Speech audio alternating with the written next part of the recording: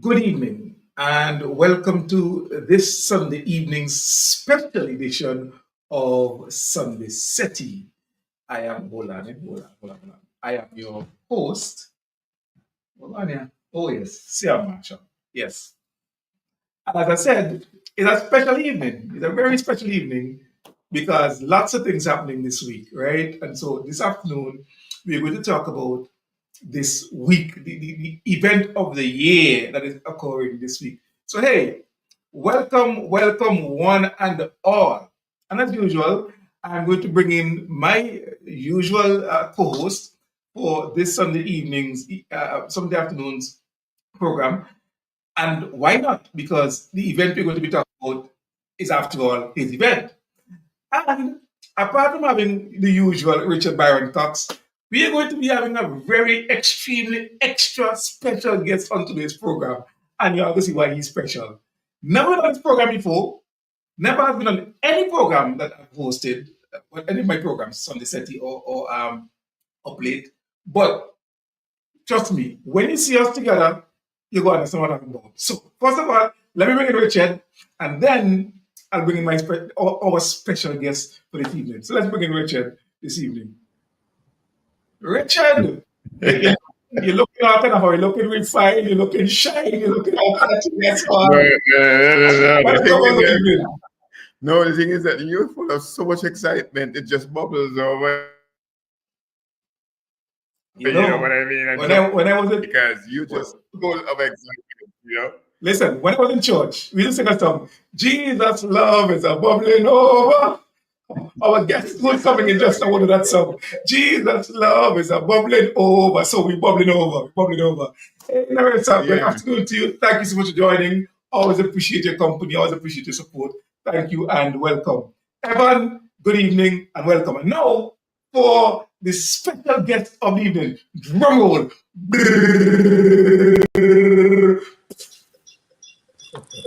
Eddie, the brother Eddie. Anthony Denny, welcome to Sunday Setting. How is everything, buddy? Well, it's a pleasure to be here, Sian, and thank you ever so much for the opportunity. As you said, it's the very Yeah, first I time. think you and this man sit on the same table. Do we have a problem with the Yeah, feedback? he just has to move Or away. somebody got use a head. If somebody uses a headphone, that'll be fine as well. Somebody plug a headphone, that'll be fine. All All right. right, I think we got it sorted. Audio's okay now? The other thing, songs okay. I guess if there's any problem, those individuals who are on social media would tell us. All right. So, good evening, good afternoon to both of you, gentlemen, and thank you so much for joining this afternoon's program. Now, I am sporting my colors. Currently, my team is playing, so I'm actually watching my team play, and we are ahead. What's the score? It's 1-0. We're playing Brentford, and Brentford is a tough team. Well, you know, Danny, the Premier League is one of those leagues where on any given day, anything can happen. And That's a so fact. I'm not taking Brentford for granted, but we've been on a really good run, and I've decided to put on. I watched your team yesterday. Went down 2-0, came back and went up 3-2, and then almost in the dying minutes of the game, um, um, the team, Celta, not Celta, sorry, whatever it was, that team was able to equalize. But then, you know something? About 14 years ago, I'm not kidding you, or about 14 years ago, 14, 15 years ago, 14 years ago. And I think this was the very first time I went to Richard's house. This would have been in 2011, I think it was. 2010, 2011. So about 13 years ago. I was in Barcelona. Right, I was attending the World Mobile Congress in Barcelona, and as I was going there, I decided, listen, this is my opportunity to see a game. So I looked on the La Liga schedule, and this exact fixture was being played because it's a derby. The exact fixture was being played. So I remember going on. I paid 80 something euros for a ticket, and I'm like, yes, I'm going to see Barcelona play this team. And bro, I got there the Saturday night. So the Sunday I went downstairs now trying to organize taxi and so on and so on. Only to realize that the game was actually Saturday, not the Sunday.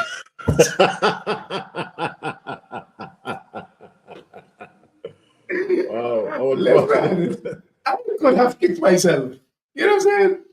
But well, no, just clapping for the fact that the team is here. We on Settie, and yes, we definitely deserve a clap. So, guys, I mean, this evening I wanted to talk about the launch. I wanted to talk about what is happening, what will be happening on Wednesday. Um, we can spend a few minutes to talk about the fact that I would not be there and how disappointing that is going to be. The fact that I want to cry, you know, because my brother is launching his book in St. Vincent and the Grenadines, and I am in the UK. And it's the second time he's launching a book, and I'm not there. Well, at least the first time we want us as close as we are now, but still, you know.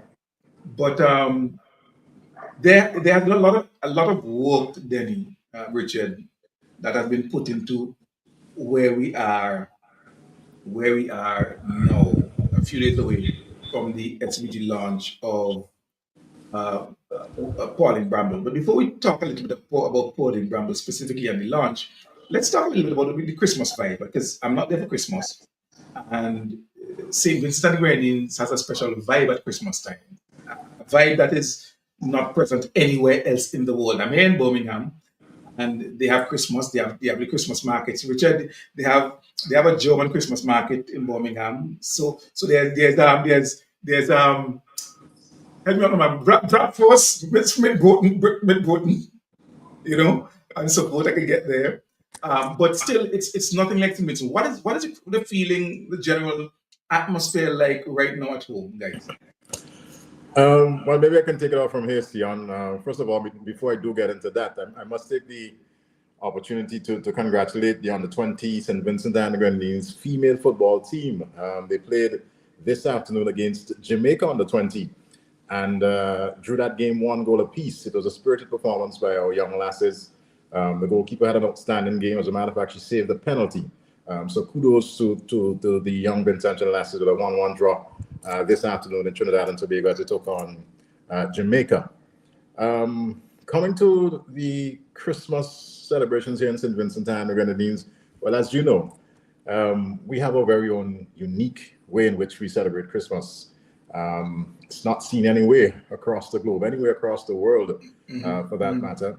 And honestly, I think we got off to a very, very good start this year. I have to commend the 9 Mornings Committee. That's the committee put together to administer the whole matter of Christmas 9 morning celebrations here in St. Vincent and the Grenadines, where there are close to some 60 communities island-wide on mainland and also in the Grenadines who, from 4 o'clock every morning, will get into the activities. And those activities will kick off tomorrow morning, as a matter of fact, Monday, December 16th. The 9 morning activities are going to get going here in this country.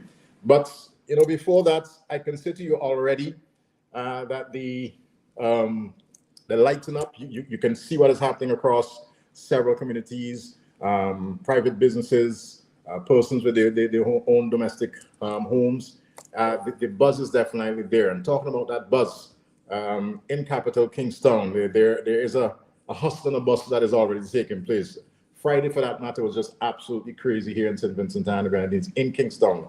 The traffic, I'm being told that we have just about 35,000 registered vehicles here in this country.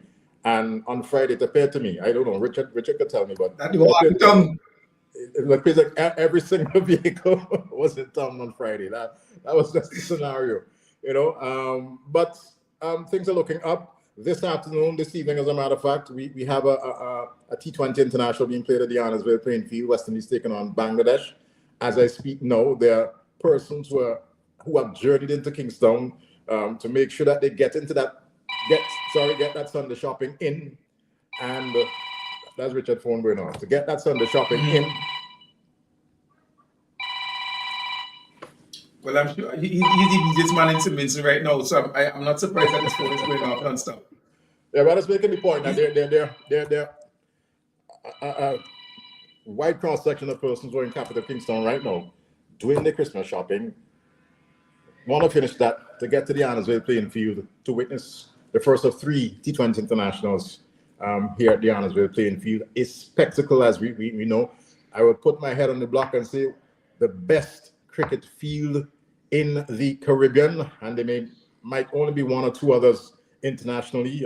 Eden Park in New Zealand, and there's another ground in India that doesn't immediately comes to mind, but we are among the best when it comes to cricket fields across the globe. And tonight we can look forward to a fantastic game, hopefully, and a spectacle as always, because we have a special way as to how we enjoy ourselves here in SVGC. Absolutely. And I'm glad you mentioned the cricket. Of course, I missed all of the cricket. I missed the World Cup, Wow. which is that was there earlier. And now Bangladesh is back there. Bangladesh was there for the World Cup. That was. Oh, sorry, we can send you the link. You can send you the link. Right? It's okay. A personal link where we up in the box sipping. Let me say this, right? Let me say this. All you clap. I'm happy for you guys. I'm happy for the country. And that is the thing, Denny. There are some, unfortunately, who would be unable to be happy for St. Vincent and the Grenadines simply because being happy for St. Vincent and the Grenadines would translate to credit for the government. And so what is happening today is something that they would try as much as possible to minimize and rubbish and throw cold water on, because anything else would mean that you're giving credit to a government that, for some reason, has been drawing so much hate and negativity for as long as I can remember. But from my own perspective, I must say that, and I'll tell this early and I'll repeat it towards the end of the program, that after today, there probably would not be a program. There will not be a program on this platform until the beginning of February, because I'm in the middle of my final set of exams. And well, Richard would know, you would know, Denny, that over the past 4 to 6 weeks, been very difficult on a number of levels for me, including the difficulty and challenges of final exams as well. I had a 3-hour final assessment on Monday last. Oh my God, my brain was tired when I left the exam room. The week before that, I had 2 assessments. I have one on Tuesday coming, and I have another 2 assessments after that. So I want to take some time and really focus on those assessments. And it's a bit of a challenge now to be able to do that properly and also do proper content for these programs on the platform that I take so seriously. And so after this afternoon, Sunday Settie, which is the final one for the year, where we're promoting Pauline Bramble, there would not be another program. Sunday Settie and Uplift with Sam March will both be off air until the beginning of February. All right, I just need to make that announcement. I'll make it early now, and I'll make it towards the end as well. So yeah, I mean, I know you guys are going to be in the box. I know you guys are going to be enjoying cricket, and everything else that is happening, the positivity that's going on, the Christmas shopping that's happening. I mean, you hear from some how horribly poor St. Vincent and the Grenadines is, and how much Vincentians are suffering. And then you see the reality on the ground, you see the reality at Christmas time, you see what is happening, and you ask, hold on. The maths say maths in. You understand what I'm saying? But you guys are on the ground and you could tell me better what is happening. I saw my aunt, my uncle's wife, Elaine, who was more Vincentian than my uncle himself, posted something this morning. And I thought, wait, 9 mornings start already? But I don't know if that was something that was old that Elaine posted. But it's on her snap. So I don't know. So I just assume that 9 mornings has started already. But that's how it is. In terms of the music, Denny, I saw a few programs with you and Richard, CP, the one man parang band, and the Bowman, Bowman doing an album and so forth, and him being in studio. I haven't heard anything from Luther, but I saw him put a teaser that he was going to drop something, and then I see something on Facebook about the comrade, like he dropping something as well on the 16th. What's happening? Well, as per usual, over the years, we've become accustomed to having a good dose of local Christmas music in St. Vincent and the Grenadines. And I have to take my hats off, to the local artists who've been doing a fantastic job over the years. And this year, they have certainly come to the table. You mentioned Carlton CP Hall, the veteran, a gentleman who I have great respect for. He is a former teacher, former educator, sorry. And this is a gentleman who now has his own studio, plays all his instruments. He's the man behind the mixing board, so to speak. He's the Quincy Jones of all his productions at this point in time, Carlton CP Hall. So I commend him as far as that is concerned. And he's been creating, lovely music over the years. And this year, he has two big renditions. You said it, the one-man parang band. He is indeed the one-man parang band, as I outlined a while ago. And he has another one called The Message, a fantastic parang soca, if you can put it like that, for the people of St. Vincent and the Grenadines. Consul General Luther, Randy McIntosh. He has also a big number that is out and is favored by a lot of the radio stations, a lot of the youngsters, as a matter of fact, here in this country. The Bowmans, they continue to provide us with good music. Rolly Bowman, young Said Bowman, his son, has an album out on Steel. Richard might be able to remind me. I think it's called Something in Paradise, Christmas in Paradise. That's the name of the album. Fantastic collection of songs. Parang music here in St. Vincent and the Grenadines. So I commend Said as far as that is concerned. One of the things that I'm somewhat concerned about, Sion, and maybe we can address it here this afternoon, I find that there are certain elements that are creeping into the festivities and even so the music. I'm hearing some songs on radio. You may say, oh, it's Christmas time, but I want to jam on She Behind. That for me is not what we are accustomed to, and there is a little change, with regards to what we're accustomed to, the parent kind of music. I see you with a broad smile on your face, and we have to guard against that. That is my honest opinion. It's very important that we uphold and maintain these traditional things. We certainly don't want a situation where 5 years down the road, we had crazy saying put Jesus in your Christmas, but we put in something else into the Christmas, if you understand what I'm saying. So we had to guard against that, Sia. But thus far, the music has been good. Richard, you've been coming home for Christmas almost yearly now. I mean, well, for the past couple of years, you've made it Christmas and Carnival. How has it changed? How has it been different? Do you see the difference as being for the better, or like Denny's expressing the concern? Do you see elements creeping in that should not be in? And your mic is muted, so I would urge you to unmute your mic.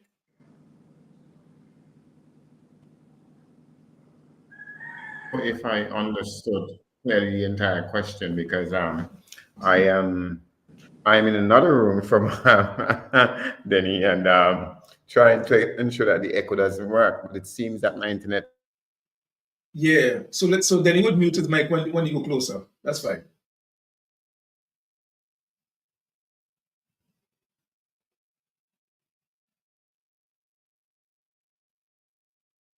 Okay, Denny, I think he dropped out a little bit, so he should probably come back out to the table. But just you and him had to play some musical chairs where when you talk, he mute, and when he mute, you talk. You have to unmute. Richard has a wonderful patio, so I'll go and sit in the patio. You'll hear lots of dogs barking and the nice cool breeze that we have here, but I'll sit in the patio. Richard, you can probably come in where I'm at this point in time.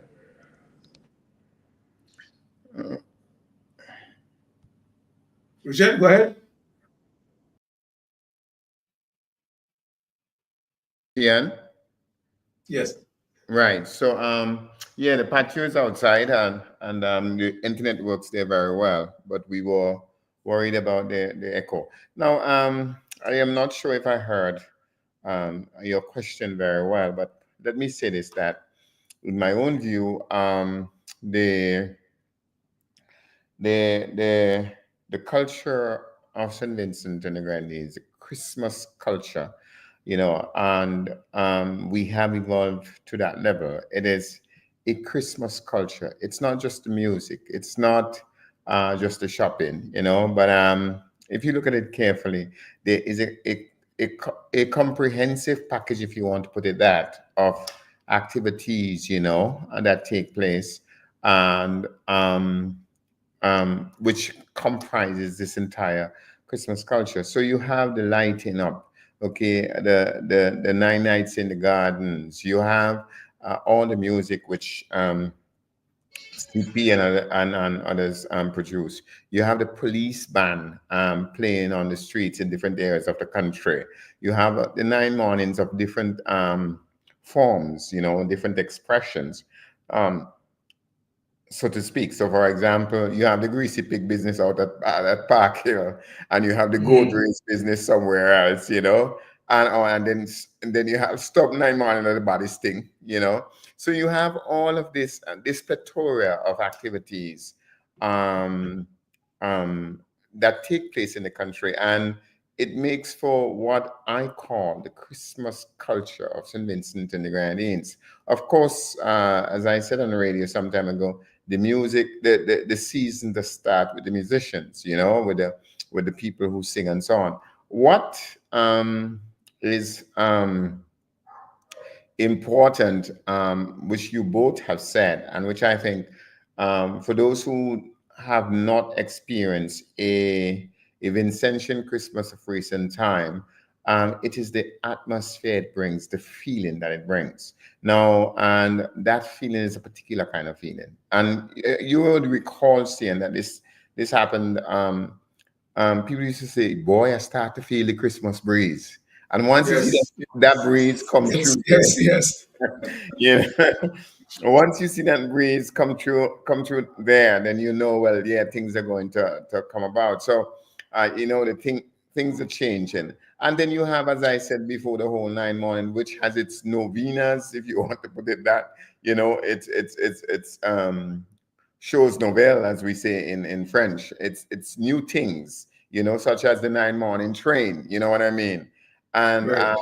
we were talking to Bomani and um, Rodney Small, and I asked the question about the visual arts, and the involvement of the visual arts, only to find out that yes, they have murals and all of these things, and this is going to be part and parcel of the program. So the long and short of all I'm saying is this: that there is a Vincentian Christmas culture, which is unlike anything else, which is different from what you will experience anywhere else, not just in our Caribbean, but anywhere else in the world. And it's a fantastic thing. One last 30 seconds comment. I heard Anthony about it, where I too am worried, Sian, that we could have another Christmas change into another carnival and bacchanal, and that is not necessary. And I say this not to chastise anybody, but it has to be said. Some of the music that is being made, a wine up and she, and a this and a that and the other, you might say it's expression, yes, and fine, I agree with that too. But we cannot make Christmas into another carnival. Otherwise, then what is unique about it? You understand? Christmas must not become another carnival. And it's not just me who say that. The Prime Minister himself says it.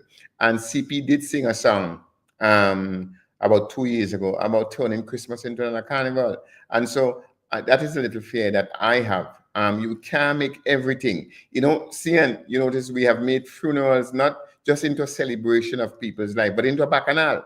You understand what I'm saying? And people go in cemetery not because they know the person who died or they want to extend condolences, but to sell strong rum in a tree. You understand what I'm saying? You cannot make everything into a carnival. You simply can't do that. And so there are those who might want to say, oh, let young people do whatever and let young people do whatever, because we know everything is what young people want to do and what young people do not want to do. But the point is that there's a time and place, Sian, for everything. You understand? And in the same way there's a time and place for carnival, there's a time and place for Christmas. So that's what I would say about I really appreciate that. Now, let me just say good afternoon to a number of individuals who've logged on. So, Bernard Smith has said good afternoon. Tammy Kirby is here. Tammy, bless up. My girl, Lorna Fire Empress. Now, listen, I got to tell you a story. I was out at Mespo. What do you call it again, boy? What do you call it then? With the the court is this so close to the Adventist church. I don't know what they call it now, but in Mespo, and Fire Empress is supposed to perform. I'm supposed to introduce Fire Empress, and when I watch the beauty, we tongue tie up. So we able to call she, but we call she something and so on. But yeah, so this is my name. Tika is here, and George Valentine is Sian, here. Thank you Sian, so Sian, much Sian, for Sian, logging on. Sian, Sian, Sian, Sian. As far as I know, Miss Ned is spoken for. Be quiet. But she's an entertainer. Miss Ned is spoken She is for. an entertainer. But his tongue tied. Correct. Denny, And Denny, there are About many Denny, Denny, numerous Denny, fans about Denny, that she his will tongue have. tied. Denny. Huh? His tongue tied. Apparently, Miss Ned is spoken apparently, for, Sian. apparently, he is the spoken for her. You understand? So like that. He's spoken for everybody, no problem. Anyway, Um, hold on, Sian. Buenas tardes, Senor Valentine. Let's put yes. a close Now, one final to thing before we take a break and get into this Wednesday's event. For me, what is most um, significant about Christmas, apart from the fact of the uniqueness of the festival and the night morning and so on and so on, unique, absolutely. It is the attitude of Vincentians at Christmas time. It's as if somehow a different spirit comes over us, and we are all of a sudden really amazing people for at least a few days. And I'm going to miss that this year. I really am going to miss that. But I'm still sensing that. I mean, of course, it was probably even wider and broader back in the day with the actual Boxing Day stuff and people actually going to people's homes on Boxing Day and drinking up and eating something and moving on and so on. But I still sense that level, that attitude of community at Christmas time. What do you guys say about it? See, and I agree with you 150% as far as that is concerned.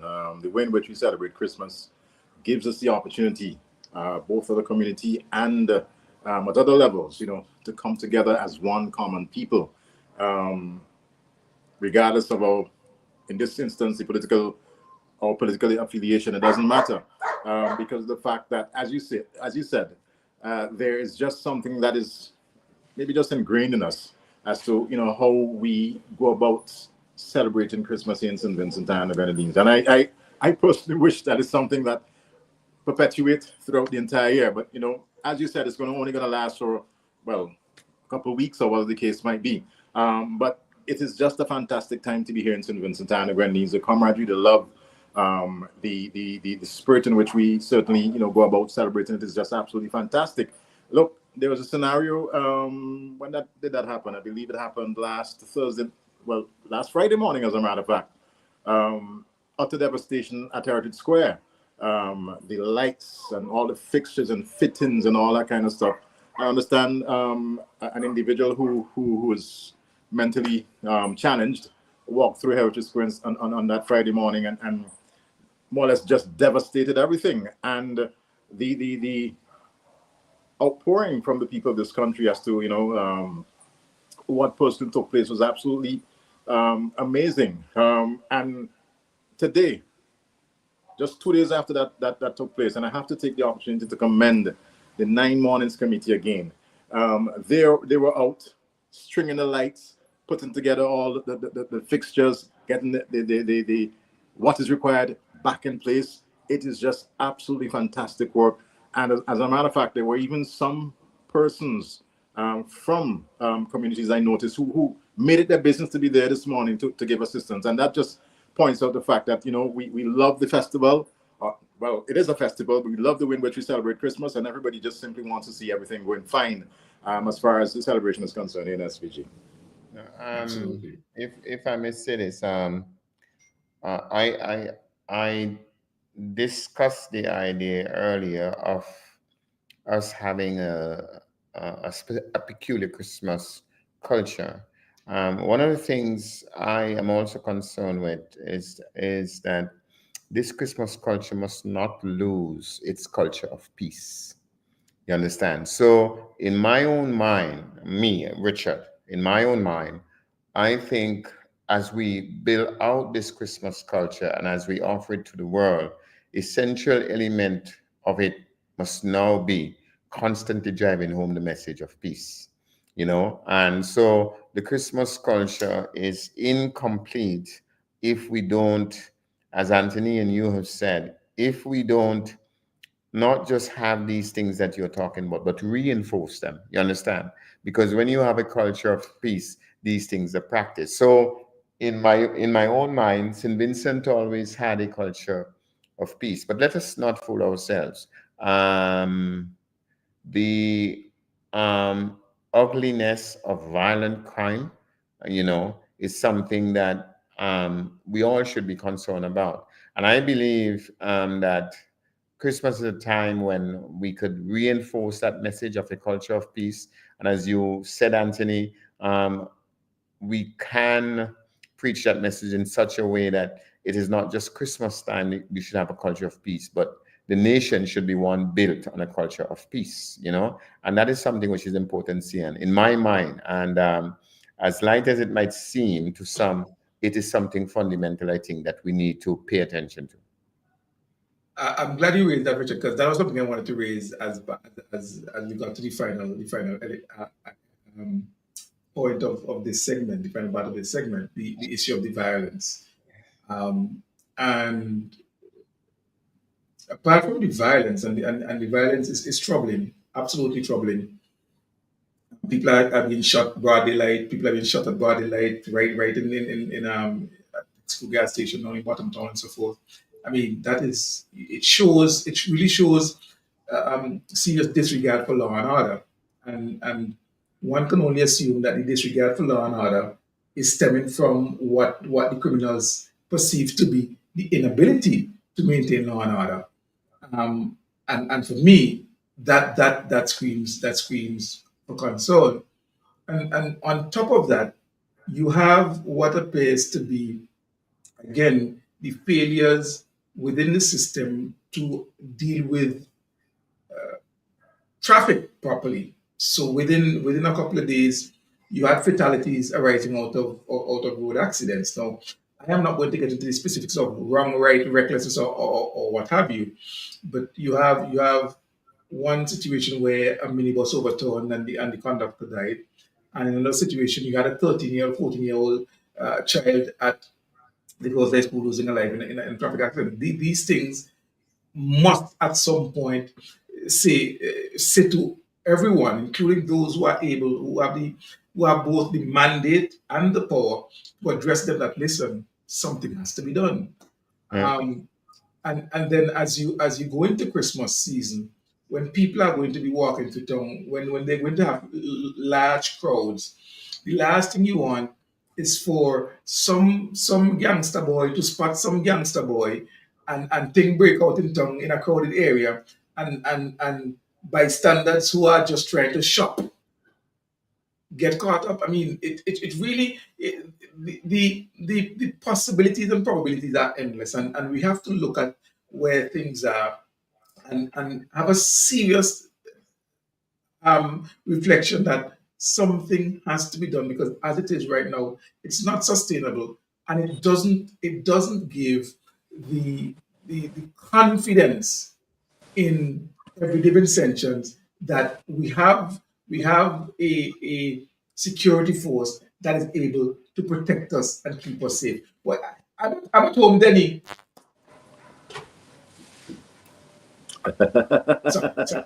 Sorry. That's Nicholas Jackson, my boy. Second one, sorry. So I was making the point that we need to have the confidence that our constabulary can keep our people safe. It's as simple as that. When I'm in St. Vincent, Delhi, we're to the night like to go touch a pole, among other places, because we love karaoke and so forth. And we want to know that, and I know everyone likes touch a pole. We want to know that we are able to go to a karaoke and sing, even though it might be out of tune, but be safe and be relaxed, knowing that we're going back home, and not a situation where you're at Trotman's, you're at karaoke, and some bad man come and start to shoot up and people get injured. Those things are not. And so as we go into the season of Christmas, where we talk about everything and everything Vincentian, we have to look at in a serious way the issue of the safety of our citizens, and the ability of our security forces to show Vincentians that, listen, we have things under control. And right now, I don't think they're showing that. I agree with you, Sion. You mentioned the two situations on Friday where we had the loss of 2 lives. I don't know the specifics, with regards to the van that overturned from Oya or the accident that took place on the Villa stretch, where a young 14-year-old lost her life. But the van culture here in St. Vincent and the Grenadines is one full with a whole lot of honestness. And certainly, as you said, there are cracks in the system that has to be dealt with. There was a particular scenario, and Richard can vouch for this. Probably about a week or so ago, we were journeying home. I was giving Richard a ride, and this passenger van just drove past us. Didn't have the right of way. Drove past us. A policeman was standing right there, saw the passenger van, right? Drove past everybody else around the corner, and there was absolutely no effort on the part of the policeman, to stop first or even to make a call ahead, because there were policemen ahead to say, well, look out for passenger van ABCDFG, because they would have done XYZ, breaking the law. So yes, I agree. We certainly need to ensure that law and order is upheld. You spoke about the brazen way in which we now have in daylight shooting. A stray bullet, it just takes one stray bullet to snuff out an unfortunate, life. And we just cannot continue on a daily basis to have these scenarios developing, and you get the report from the police, well, this person who got shot, anyone with information, please come forward.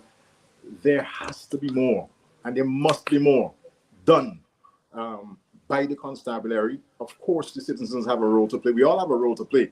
But I agree with you 100% that there are several kinks in the systems that needs to be dealt with. I don't know what Richard has to say about it.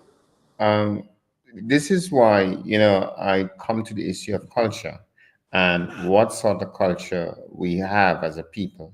In this country, Cian, in this country, it has become accepted culture. In other words, accepted behavior that mad people, crazy people can roam the streets anytime they want and do anyone anything. And we have seen where mad people have killed people, have maimed people, have crippled people. We have seen this thing. And it has become a culture in our country that, okay, fine, mad people have the right to just walk around the place and do whatever they want. And as Anthony was saying, the lights and everything were put up for 9 morning, and a madman went and broke them down and did what he want. And we have video of this. And it is accepted culture in this country. You understand? That crazy people can do that. Now, see, and I live in Germany. You understand? That is not accepted culture in that society. And you're put away. You understand? It doesn't matter who says what, because you're put away for your own protection and for the protection of society as a whole. As a whole. And in this country, our country, no, nobody cares. You understand? Mad people are freely allowed to roam this country and to damage property and to damage people. Now let's get to crime. Same thing. It seems that the criminals, and in particular violent criminals, have come to understand that, look, the police can't do one thing to us. So in high daylight, we could shoot whoever we want and murder whomever we want. And because the police are inept, they're completely clueless as to how you handle this matter. And I don't care what anybody wants to tell me. A state which cannot guarantee the safety and security of its citizens is not worth its salt, regardless of what else it says. You understand? The first task of any state is to guarantee the safety and security of its citizens. That is the responsibility of the state. Anthony is right, and so are you, and I share your view that we all can and should play a role. But the responsibility of the safety and security of citizens of the country is the state. That is the responsibility of the state. And any state that cannot do it is wasting time. It's as simple as that. Now, we must understand that when you and Anthony say, we have a role to play, correct me if I'm wrong, but you don't just mean that we have a role in terms of assisting the police and so on, but we also have a role in refraining from committing crime, in behaving in a proper way. You understand? And in making sure that things that can escalate to those levels do not escalate in those levels. You understand? So when we say that we have a role to play, I don't think you mean purely to help the police, but also to play your role as a responsible citizen and to refrain from such brazen violence and ignorance on the streets of this country. And so this is why the question of culture is of fundamental importance when we discuss this, because a people's culture is what they have learned, it's their learned behavior. It is the way how they are living, the way how they do the thing. That is what a people's culture is. And so, Sian and Anthony, I am saying to both of you, if we do not bring this thing under the control, you know what will happen? It will become accepted part of the culture of this country that people just go about and kill people. Just like how we have accepted that crazy people should walk around the town and do whatever they want. You understand what I'm saying? It sooner or later will become like that. Now, what kind of society are you building in that sense? So this is a matter that needs to be addressed and addressed forcefully. And the police are completely clueless as to how you handle this matter. The issue that Anthony said, and I remember Anthony took me to task one time on the radio when I said, it seems to me that the traffic police, all they're willing to do is to dress up and look cute. You understand? And do nothing else. You know? Yeah, dress up and look cute. And we have got to be serious. Listen, the government of our country is spending about $50 million of our money on that police force every single year.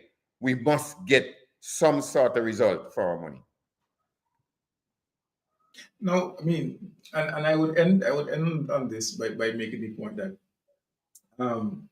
the Anthony taking it to task is no coincidence, because I would take it to task too in terms of the way you express some of your comments. I think very often they're extremely strident and excessive. But that's you, and you, Richard, could tell me what to go and what to jump off and what to kiss and make your comments. And although fundamentally I agree with the basic tenet, which is that more has to be done, and our security forces not be satisfied and tell anybody that they're doing all that they can or that they're doing enough. It's as simple as that. And so if you're not doing all that you can, and if you're not doing enough, it means that you can do more and you're falling short of your responsibility to keep Vincentian safe. And so something has to be done. And as you rightly said, lots of money is being spent, lots and lots of money is being spent on training, on equipment, on vehicles and all those types of stuff. And Vincentians have to demand more for their tax dollars. It's as simple as that. All right. So right now we're going to take a quick break. By the way, Denny, it looked like Brentford just scored and real comedy errors. My goalkeeper is just an idiot. I don't even know how to be but anyway. Talk about strong language, So Richard. let's take a quick break right now. We play with favorite ad, and when we come back, we get into the event of the year. Wonderful. Covering 150 years of history, relating the story of 5 generations. It took 12 years to write, and now it's finally here. The story of Pauline Bramble, Springs, Blossoms, and Young Thorns, a literary masterpiece by Dr. Richard A. Byron Cox, author of the critically acclaimed Where Mama Stares in Vain. Pauline Bramble's story is your great-great-grandparents, great-grandparents, grandparents, parents, and your story. It is our story of pain, love, tears, and joys, our story of struggle with no surrender. It's a golden gift to our nation as we mark 45 years of independence. Get your copy and a gift for a friend for this independence from Games Bookshop, Career City Store, Giggles at AIA, and jazzies at the cruise ship berth. It is our story like never told before. The story of Pauline Bramble. Read it and be inspired. And welcome back. It's the story of Pauline Bramble. And this Wednesday, Vincentians would get the opportunity, well, to view live in front of a limited audience the SVG launch of the book, where Richard would be signing books for individuals who are there. Oh, please tell me this another one. Oh, why y'all do? Yeah. Anyway, I watch football. I see football. Yeah. So this Wednesday, there is going to be the SVG launch of the book. Now, Richard and Denny are very much involved. Of course, Richard is the author of the book. Denny has been doing a lot of work with Richard. As you know, they went to Barbados recently to do a similar book launch, book signing in Barbados. So this afternoon, we're going to talk about the entire journey up to this point. And hopefully, Denny, on Thursday morning, me and you and Richard could probably do scoop and look back at what occurred on Wednesday evening. Oh, that's sound good? Very, All right, nice. very good. Right. So far, Richard, let's talk about the journey so far. How has the journey been so far to get to this point? You're muted, I think, Richard. Unmute. Yes. Denny, I think you need to mute yours because the cockroach or sort of thing going on up there. That's all right. Let the cockroach. That's fine. We have no problem with that. We have no problem with that at all. Yeah.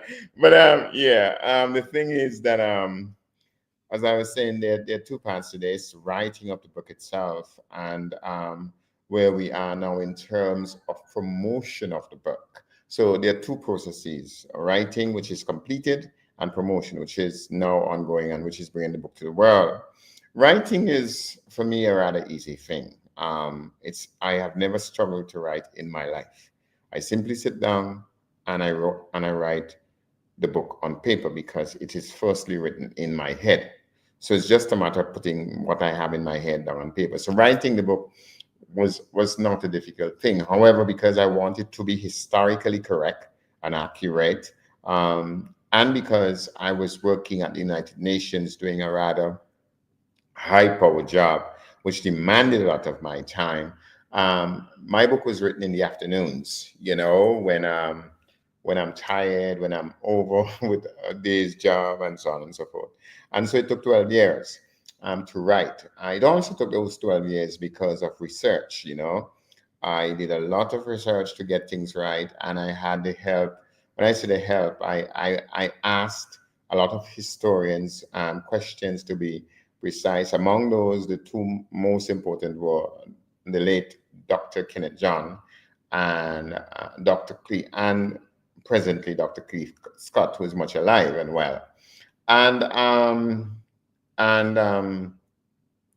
those people, and Parnell Campbell, QC, but QC because he was QC, he died QC, it wasn't QC yet. And so that part was rather easy. Now, the second part, which is the promotion of the book and getting the book out to the public and getting the world to know about this book, that is a much, much more difficult task. And I can assure you, it is a task that you cannot do alone. You need help. No man can do this thing alone.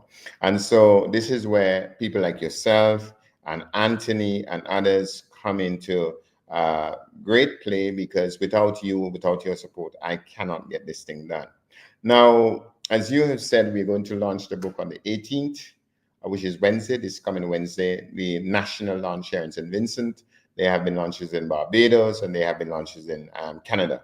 But this is the one that means the most to me. And there will be none that would ever mean more to me than this one. And so we are, to put it as it should be, we are putting out all the stops that we can to get this done. And I don't know, well, I should have a copy of the invitation here, but it's fantastic stuff. It's beautifully done. And the program is well laid out. And the Master of Ceremonies is with us here today, right?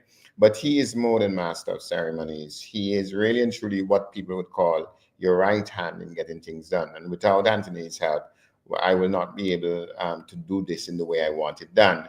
I am fortunate, we are fortunate in that the head of state, Her Excellency Dame Dr. Susan Duggan, invited me to host, to have the lunch at her home under her patronage. I did not ask for this. I wish to stress.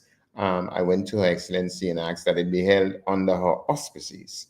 And she just quietly said, yes, it will be held under my patronage at my home. I was quite dumb when she first said it, and I was really quite dumb. I was really quite taken aback. This is a That's general thing. Yeah, right. You I suppose she has invited you 10 times to Listen, so is my friend. So. yeah, Listen, let me right, stop it. Her Excellency is not we're not compadres. I respect her very much. That was just a bit of right. humor that I hope it isn't taken out of context. No, but so Her Excellency invited me to have it at her home, and from then on, I and Anthony have been working steadfastly from program to everything else to promotion and so on and so forth. The exercise will be a fantastic one. There will be a welcome by Her Excellency. As I said, Anthony will share the entire session. It is his show, really. And so he will share the entire thing. There will be a welcome by Her Excellency. Anthony will tell you a little bit more about the program because that's his business, basically. But three things. One is that it is a challenge. We have to do a lot of things. At this function, we're going to have, for example, socializing, wines and cheese and things like that, right? All of that has got to be paid for, organized and so on. Special chairs brought in, all of that, all that sort of stuff. So what we're looking at here is quite an expensive exercise, and an exercise which requires great attention to detail. So we're working on that. I would hand it over to Anthony. Like he had his bit, but to say that there have been members of the corporate sector. There are members of the corporate sector who have given some support, and that is truly valuable, But as I said, and let Anthony take it from here and give you a broader picture as to what we're doing and how we're doing that. Well, thank you very much, Rich. I didn't want us to get into the specifics of the launch right yet. It's still early. I still wanted to talk a bit about the journey. Probably reflect back, reflect forward. Okay. Reflect on Barbados. Reflect okay. on what happened in Canada. And also, Richard, it's Christmas. I know you pushed the book as a gift for independence. Now, maybe we should do this now because I just got breaking news coming to hand. I just got something new, so I want to play it now. And let's see, because I played something earlier. Let's try this one. Get a very special gift this holiday season. The Story of Pauline Bramble, rated by critics as masterful storytelling by Dr. Richard A. Byron Cox, author of the iconic Were Mamba Stairs in Vain? Literary scholars are more than intrigued. Here is Her Excellency Ambassador Andrea Bowman offering a taste of what awaits readers. So what if he let me? If me man, he put me in a house and I could wash me pot and put it on fire every day and stretch me hand to him. Is envy and jealous, all your envy and jealous me. Visit Games Bookshop, Carrera City Store, and Carrera's Honest Vale, Jazzy's at the cruise ship berth, and Giggles at the AIA, and get your copy and a gift for someone as well. Add the beauty of the Story of Pauline Bramble to your Christmas. It's a treasure from and for the ages.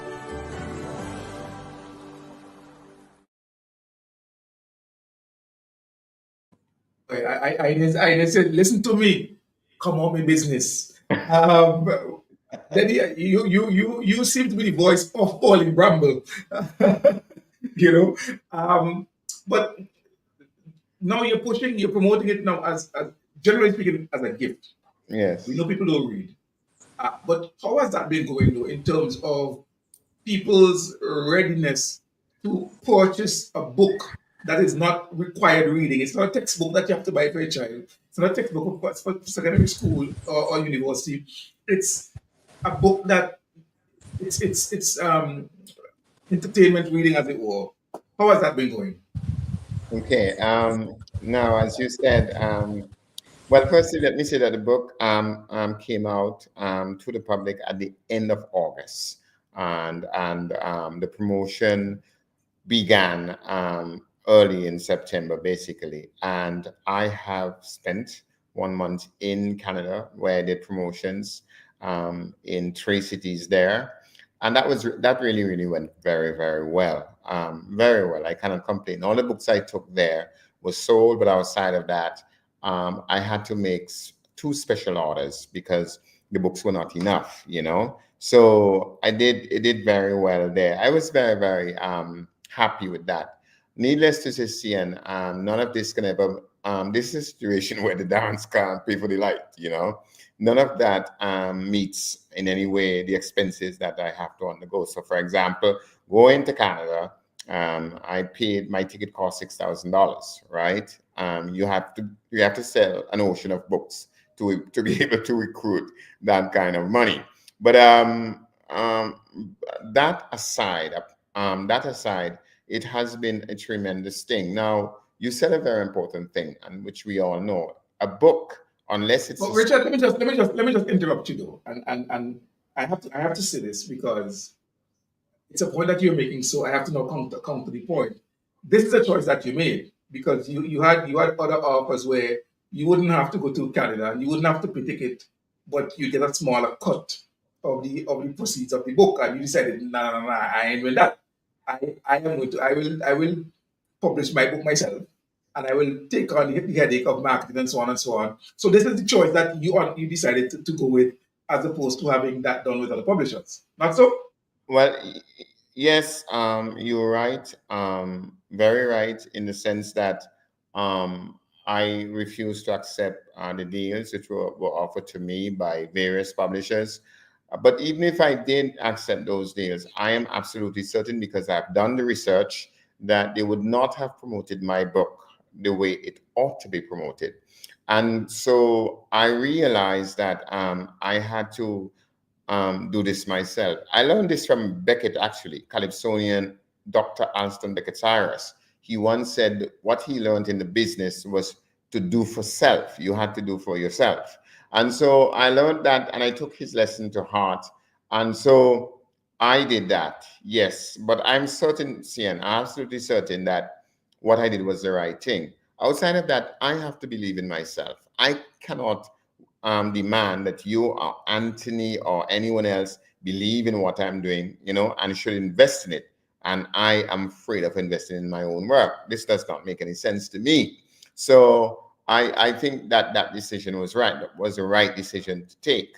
And it is also right, Cian, because of other reasons. One is that you get to meet people and they get to ask you questions. And why did you write? For example, in Canada, I really had a fantastic time with that, because we had a session in a library, and there people asked me questions, and you know, and people had their own stories to tell and so on. So it's important in that way. Secondly, you get to sign people book.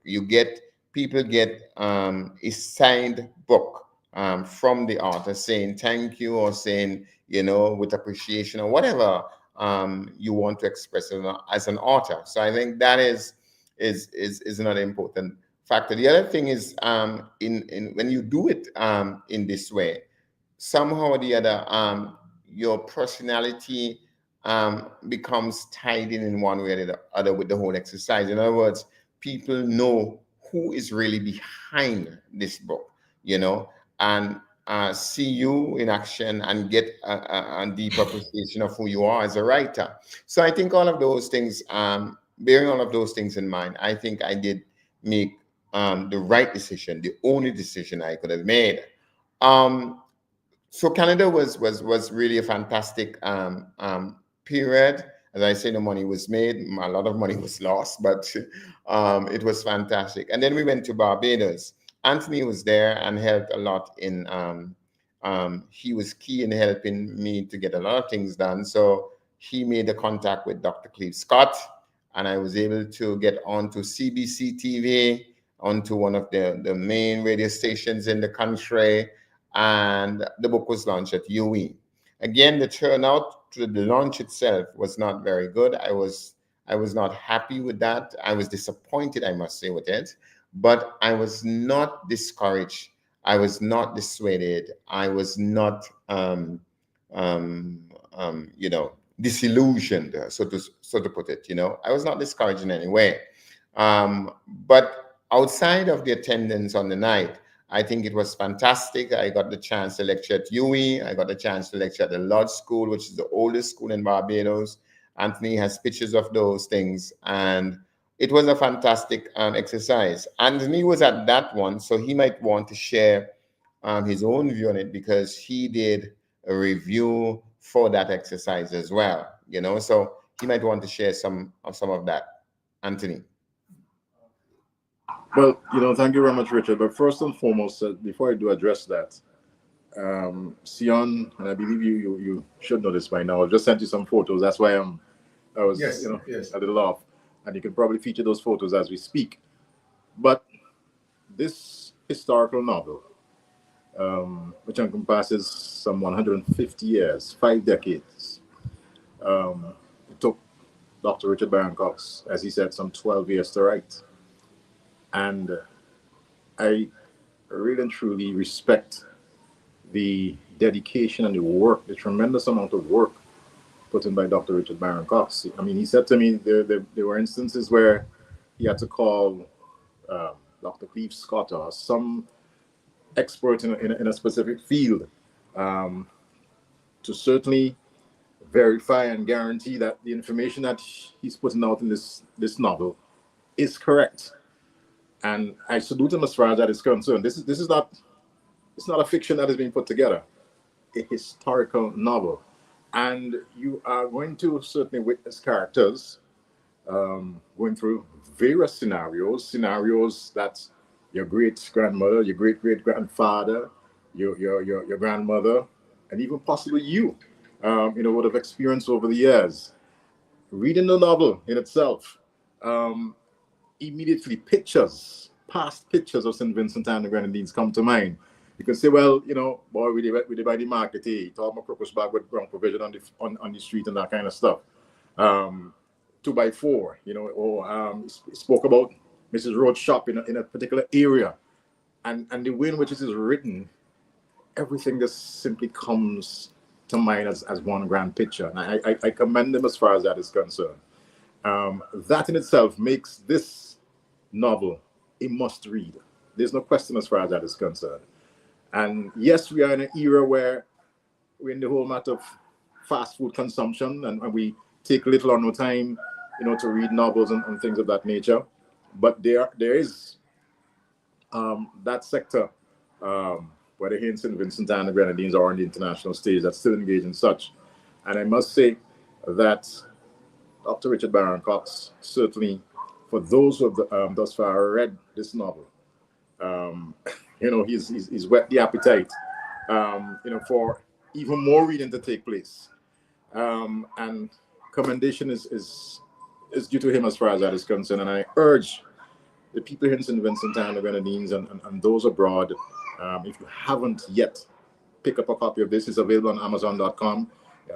We had a scenario, and Richard, I hope he minds me saying this, but the bookstores here in St. Vincent and the Grenadines ran out of books. Yesterday you got some additional books, Richard? All right, so from next week, books are going to be in the bookstores here. That in itself is a positive, for us here in this country, and I salute him as far as that is concerned. The matter of the trip, to Barbados, I'm in the whole matter of, it's my forte, brand management and brand image and all that kind of stuff. And I saw it as a really and truly an honor, to work along with Richard in terms of marketing his book in Barbados. We had some wonderful events I was really and truly bowled over first and foremost. There was a session, Richard. I don't know if you're aware of it, but that session with the students at the UWI, some economic students, some law students. That's a picture of a student from the what's the name of that school again? In St. John's, the Law School. The Law School. You know, you should. This just shows how much they were into the presentation that was being made by Dr. Richard Byron Cox. Thought provoking. He asked questions that really and truly evoked a lot discussion, laughed at times. In some instances, yeah, a bit of puzzle, so to speak. But you see the rapt attention from every single presentation that was made by Richard. And I'm pretty sure that the students at the law school, the students at the University of West Indies at Caville campus today are better off in terms of the understanding of certain elements of their tutelage, so to speak. And I commend him as far as that is concerned. You heard him say that he was a little disappointed with turnouts. I guess that had to do with the fact that it was a fast turnaround. We really truly only had about 4 or 5 days to really get things going. As a matter of fact, I could specifically recall Dr. Cleve Scott calling and saying, well, the launch is tomorrow, but we don't have a flyer out. And I immediately had to get on my laptop and put together a flyer, sent it off, to Richard. We, as a matter of fact, we had 1 or 2 little bloopers in between that, in between we had to correct instantly and resend and that kind of stuff. But in the end, it was a good event. It was my honor to do a brief synopsis on the book. The likes of Dr. Cleve Scott and others who were present. That's a student from the UWI who was pictured there a while ago. A French student, as a matter of fact. And it was just remarkable sitting down in that classroom and hearing Dr. Cox communicate to her in French. But the journey in Barbados, it was a good one in terms of the presentation. There's absolutely no question that the knowledge, and there you see on Morning Barbados, the information provided by Dr. Richard Byron Cox, to whether it's on the television, on the radio, or to the students, or to any gathering, absolutely top draw. And I commend them as far as that is concerned. And come this Wednesday, just days away, we are going to put the icing on the cake. Trust me, as far as that is concerned. And I believe that Cecile Vera, Terence Bino, and Liat, as well as Kojo, have joined and they build us up and so forth. Phyllis Bates is also on. And I'm just asking, as usual, if you're on and that you share as well. Share it so that other people can be a part of this. We're talking with Richard. Richard is a regular on Sunday Settie. And Denny as well. Denny is one of the one half of the dynamic duo of morning radio in St. Radio. Listen, we're not sensationalism. We're talking comics. We're talking proper radio. Proper radio. The dynamic duo of proper radio Exactly. is Scoop, Sian and Eddie. End of story. Yep. Right? Richard does cover so sometimes. he's on as well. Yeah, both of them. He's choking himself. So we're here chatting about the launch of Pauline Bramble, and this launch, this much awaited, long anticipated launch, is taking place on Wednesday, the 18th of December. This is this Wednesday coming at Government House, which is the official residence of the Governor General, under the auspices of Dame Susan Duggan, Her Excellency, who's the Governor General of St. Mary's. And it's going to be a red carpet event because if you have the head of state hosting it essentially under auspices, and then the head of government is there, and then you have Denny there, then basically the who's who of St. Vincent Grenadines are there, right? So just allow me to slip in here. I mean, Richard spoke about it, but I don't think he brought it out in the manner in which he should have, because our first visit to the Governor General,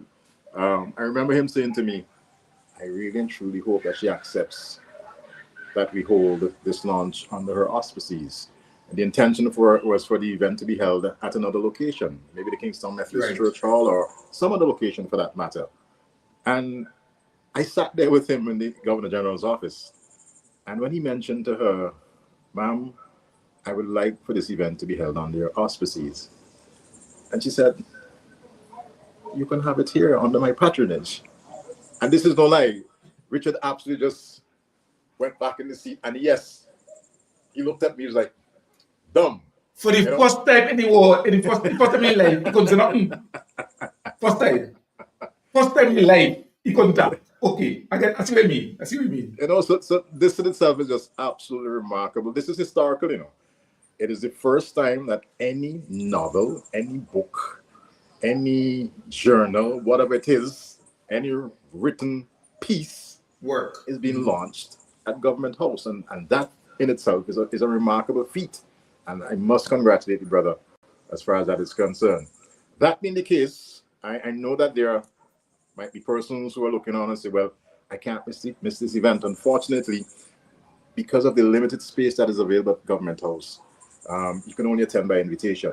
So those invitations have already been distributed. We know who will be there. Unfortunately, all the persons who will want to be there cannot be there, but we're putting things in place to have it live stream on API, on VC3 television, relayed on Star Radio and NBC Radio. So persons will get the opportunity to get first-hand knowledge and a first-hand view as to what is taking place here. I was talking to a friend of mine, Denny. I was talking to a friend of mine about the event. I said, well, I'm not there, because they were talking about invitation and so forth. So I said, but if I was there, I just go. But you don't have an invitation. We said, so who will watch me see and Marshall in my face and tell me I can't come in with a book launching? Policeman. The policeman by the security booth. You see policeman them? We just spoke about upholding law and order a while ago, right? So that's the point. That's the point. I said to me, I said to him, so me when I commit crime, you want to fight them, but you want to shoot them in public. You gone. Okay, no problem. That's exactly the line. But then the effort and first of all the grace of Her Excellency really comes through, and I believe in her own mind, Her Excellency has recognized the significance of this as well, where a Vincentian, someone of the caliber of Richard, has written a bit. Let me talk. Right, has written something like this, and so she wants to play her role in getting it out there. Yes, Richard. Yeah, CN, two things. Firstly, you when you told me that story earlier, who will watch me and tell me I can't come? I just really was I really was laughing. But anyway, two things. One is that what I've come to realize, CN, and this is the absolute truth. What I've come to realize is that what is important for me is to get somebody to open the book. But once they open it and begin to read, that's it. They're sold. That I've seen time and time and time and time again.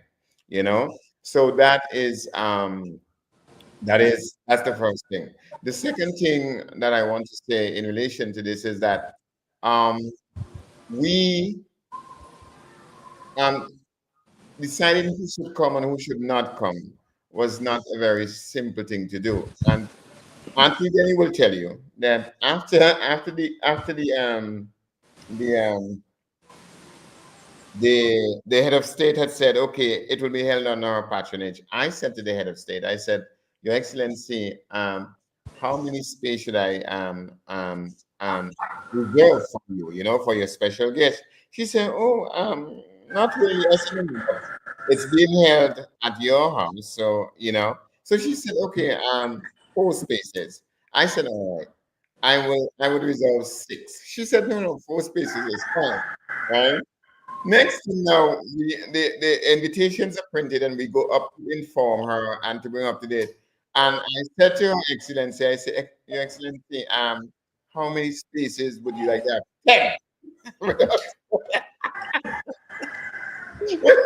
I am not joking, And I am praying now. I am sitting in my seat praying that the woman say, as I told you before, 4. You understand what I'm saying? So that I can have an extra 6, And she said 10. So But next thing you know, I had given Anthony a particular invitation for a particular people, and I I realized, boy, I'm in real trouble here. So I called him early the next morning. I said, Anthony, did you deliver those invitations? He said, no. I said, good, don't deliver them. He said, what? I said, You know, they're canceled. Do not deliver them. And that has been the story of my life. And no, seriously, I have canceled Cian 15 invitations. You understand? Cancel them because there's simply no space to put anybody. And that's the well, truth. here's the thing, Richard. I listen to you, and I'm going to have to help you as the communication expert here.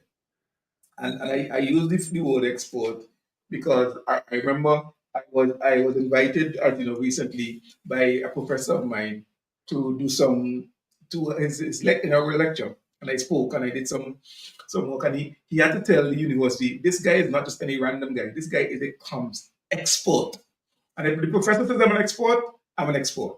Right? So as a comms expert, I would assist you in your messaging. You did not have to determine who can come and who cannot come. No, because this is not something where you're suggesting that people can't come.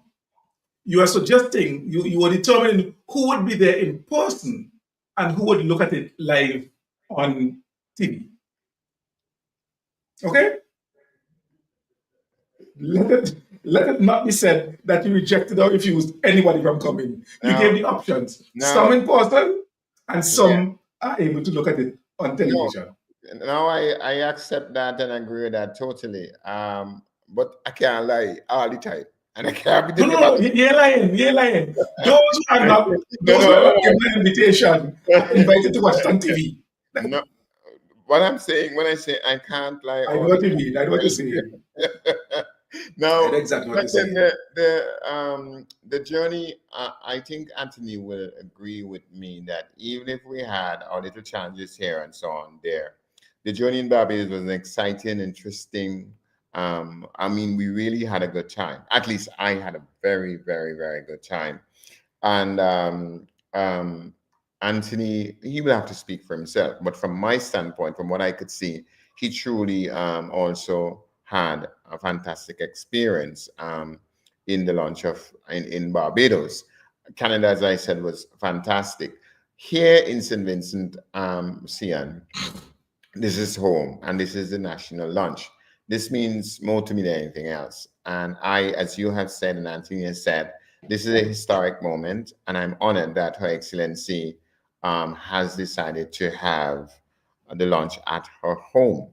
Now, what we are going to have is an exercise, as you know from the invitation, it is called Literature at Christmas. That's what we're calling it. That's the theme. That's the name, Literature at Christmas.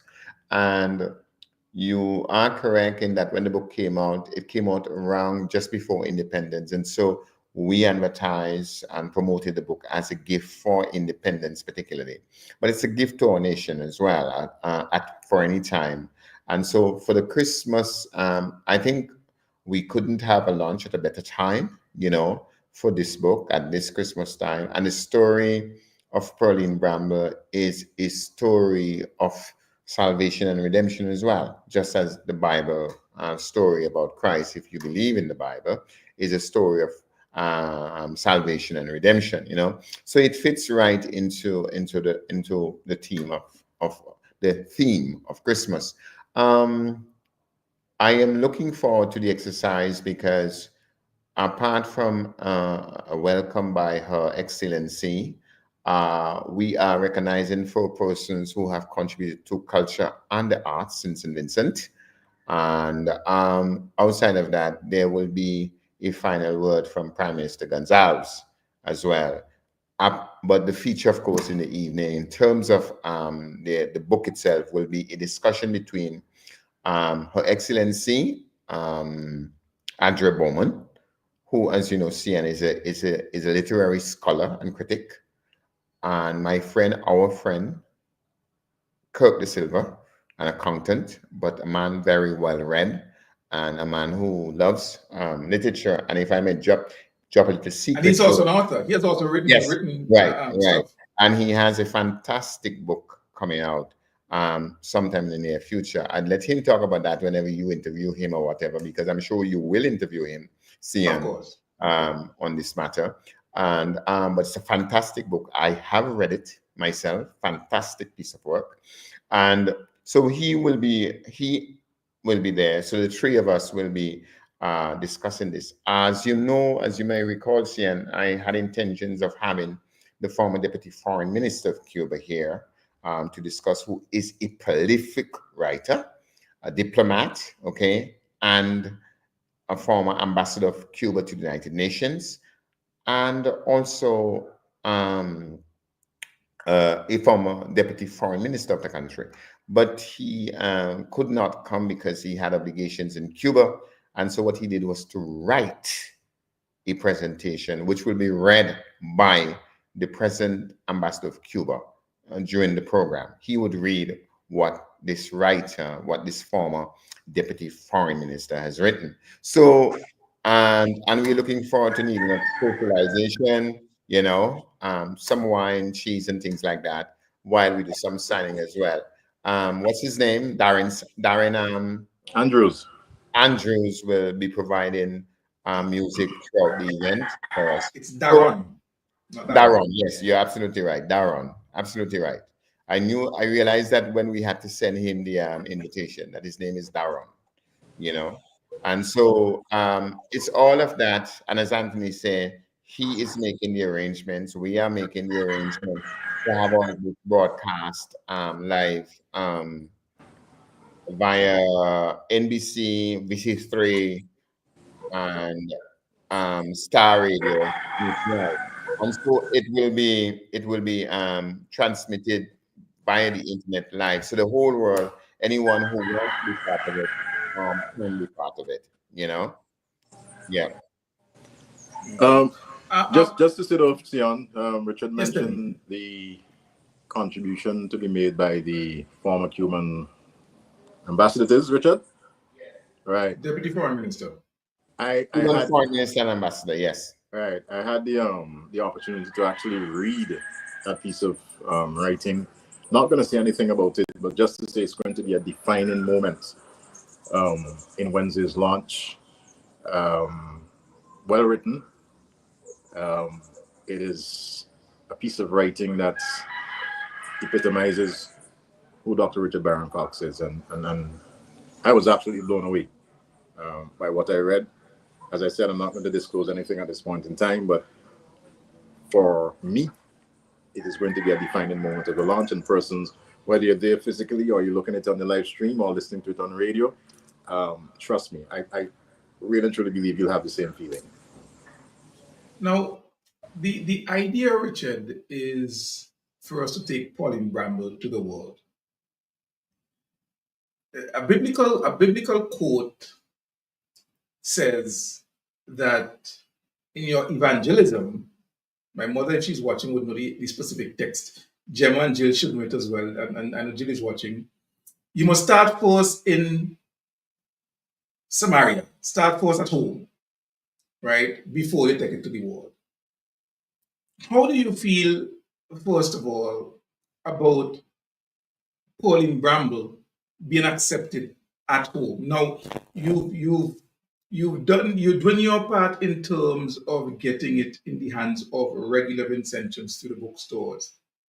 Talk to me about where things are into getting it at schools. If Andrea Bowman, who is a literary scholar, who says that this book belongs as a literary text, if she gives it the endorsement, where are we regarding the Ministry of Education saying this belongs in the community college as a sociology text, as a history text, as a literary text? Okay, that's a very good question, Cian. And it's a Because question. you can't tell you we put it there when our schools don't even have it. Yes, and that's a profound question in many ways, and it has many parts. Let's deal with it in the order that you asked me. How do I feel about it? And it being and the need for it to be accepted at home? Well, firstly, it is our story. Just Richard, remember what you're saying, please now. Remember what you're saying. Because and it's put me foot in the mouth, but I know my family. And my sister, Jill, has come on and told me exactly where to find the quotation. So I'm going to look for the quotation while you're talking. She said it's in Acts 1:8. So I'll look for Acts 1:8. And when you're done, I'll give the exact quote of how it's supposed to go. Start at home first and then go. Sorry, so go ahead. So yes, I think you know very well that these martial ladies will keep you on your toes. You Yes, understand? absolutely. Every one of them. I think you know that very well. So anyway, yes, it is our story and it's real. It's a real story. And my experience as a person, as a professional, I was not necessarily easily accepted in St. Vincent. And a matter of fact, when I was at university, my teachers all insisted, that I should not return to St. Vincent when I was finished with my PhD. They felt that my country will never appreciate me and could never appreciate my gift or my talent as they saw it, and so on. And so therefore, they insisted that I should not return home, but I did. And I spent 3 years here. And as they said, it was absolutely true. And so I left again. I didn't just leave. I was invited to join the United Nations. Now, when I wrote Mama's Tears, my first major literary work, I was quite surprised at the acceptance of that book at the national level by ordinary people. And every single one who read it, without exception, insisted it belongs on the school curriculum. Everyone, you understand? I did everything. I spoke to 3 ministers of education, and none of them did anything about it. None of them. Now, as you know, CN, I'm Bajan by birth. When the people at UWI read my books, when I asked them, I asked UWI library, I asked the library at UWI to stop my book. And they asked that I send the information about the book. When they read it, they said, we wouldn't just stop Pauline Bramble, but we will stop Mama's Tears as well. I did not ask them, and then they found out that I was actually born Barbadian. You know what they did? They said, we will connect you to the Minister of Education of Barbados. They will do it. I can send you that email, you understand? And help me convince the minister, you understand, to approach UWI on this matter. Because I am Bajan by birth. You understand what I'm saying? In my own country, where I have lived, and I have approached 3 ministers on this matter, and they all refused to help. I spoke to the head of the curriculum unit at the time. I took books to them. I did everything possible. You understand? But there's also a statement, CN, and Jill and, well, the martial ladies, correct me please, but it says this: a prophet has no honor in his own land. I'm not saying I'm a prophet. What I'm saying is that this is a story about us and the world. CN, you know it because you have the book.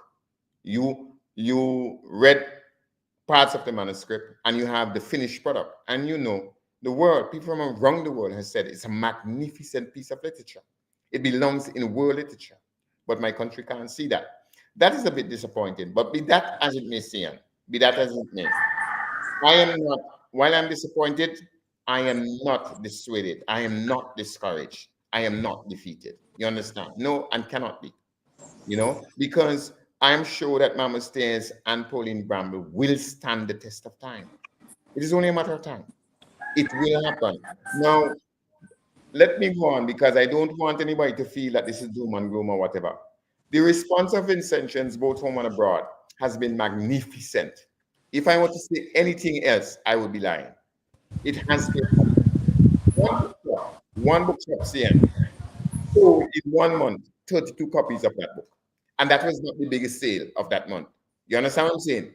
The biggest sale of that month was much more than 32. One bookshop sold 32 in 1 month. Now, Anthony said something which is absolutely true. The only place you might probably be able to get a copy of this book before next week is probably Games Bookshop. Everywhere else is completely sold out. So I must thank St. Vincent and the Grenadines I really must thank St. Vincent and the Grenadines for doing that, And Sian, I can tell you, the amount of people who have shown interest in attending the book launch is amazing. A matter of fact, I can tell you, Sian, I know 5 women, 5. One of them is my daughter, of course, right? Who went out and buy new dress to attend, to attend the book launch. This is no joke. I'm not joking. 5 women who went out and buy new dress to attend the book launch, right? So from that standpoint as well, I am grateful to St. Vincent. Also, I'm grateful to St. Vincent because certain sections of the corporate and private sector has supported my actions in terms of getting the book launch and so on. So allow me, and just to mention this, that places like the Bank of St. Vincent and the Grenadines, Invest SVG, ECGC, Building and Loan, right? These places have come abroad and helped, And finally, and really, really importantly, I have people like you and Denny to thank. Without your efforts, Star Radio, who have really promoted this work and who has helped me, and who's taking this work as part of their own sort of mission. I really, really must thank. So, Sian, that while I might be disappointed as regards officialdom responding to my work, as regards St. Vincent and the Grenadines, I cannot complain. If I complain, the Lord will be angry with me. Sian, if I can that's important. Yes, if I can come here, Sian, on the whole matter of the book being all part of the curriculum, the school curriculum here in St. Vincent and the Grenadines, I can just simply make this comment that as a 4th form student in Barbados at the Corrigan Parish, a school that I took Richard to on our last journey, he was completely bowled over by that. But I read Michael Anthony's Green Days by the River. Absolutely. I read In the Castle of My Skin. I didn't read that. Written by the great George Lamin. There you go. All right. Now, these 2 novels. Did you read My Bones, My Flute by Edgar Mitchell whatever his name? You take him in deep waters, he can't swim, Sian. Leave that. Okay. Can't swim this up. With regards to these 2 specific novels that I mentioned, they would have touched, yes, aspects of Caribbean life. There's absolutely no question as far as that is concerned. But reading the reviews of the story of Pauline Bramble, when an Indian will say to you that some of the scenarios is a replica of what they would have experienced, or their great grandparent or their mother would have experienced, absolutely remarkable. You find the same coming from a Nigerian. The point is that there are persons having read this book all across the globe recognize the fact that this is just not specific to St. Vincent and the Grenadines or Barbados, where Richard was born, but this historical novel is global. It will impact each and every person globally. And in my humble opinion, if such is the case, the students in St. Vincent and the Grenadines ought to be given the opportunity to read such a novel. I rest my case. There are elements of commonality in that book that, regardless of it, once you are from an oppressed society, you would be able to relate to it. Maybe if you're from affluent UK or what have you, but even the First Indians, for example, of Canada, would be able to relate to That's the point. That book in a way that you'd find interesting, because once you face oppression, which of course has its connections to poverty and other things, there are elements of commonality. And I think what is most important about Pauline Bramble, especially as we look at our culture and our history, Sarah, for example, has no idea of going to the river to wash and washing on a stone and so on. Then you would know this, or you may not, but Richard might know. when you look at women in the afternoon coming from the river, just above their ankle, there's a little mark around their foot Right. because they've been standing in the river washing, All day. and there's that mark right there. Yes. You know, all of those things. As you read the story of Pauline Bramble, Jill, Gemma, Rochelle, my good friend, oh, I can't remember his name now, Miss Tucker. You know, there are so many things about Chateau in your youth that will just come flooding back to you. And I'm telling you, it will awake the kind of emotions that you will not be able to explain fully. You'd get anger, you'd get laughter, you'd get nostalgia. There are so many different things that this book will read. And it is important that our young students get a taste of that history, not in the way history was taught, where we read history as a Form 1, Form 2 student, written by a man from the UK telling me about Francis Drake and so forth. But our history, written by one of us who understands the nuances of our history. And part of that is the language. The way Pauline Bramble switches between the vernacular and the internationally accepted English is remarkable. And I think students, and I'm doing a monologue now, I grew up being told, talk properly. Talk properly. You're talking bad. And then I go to teachers college, and the one man parang band says to me as my language instructor there, no language is superior to the other. That's true. Because anything that can be expressed in one can be expressed in the other. So you may say, please come and let's go in the internationally accepted language. And me go say, hello, come here, we go. And this exact expression is made and it's understood. And so, as CP said to me, they're not stuck.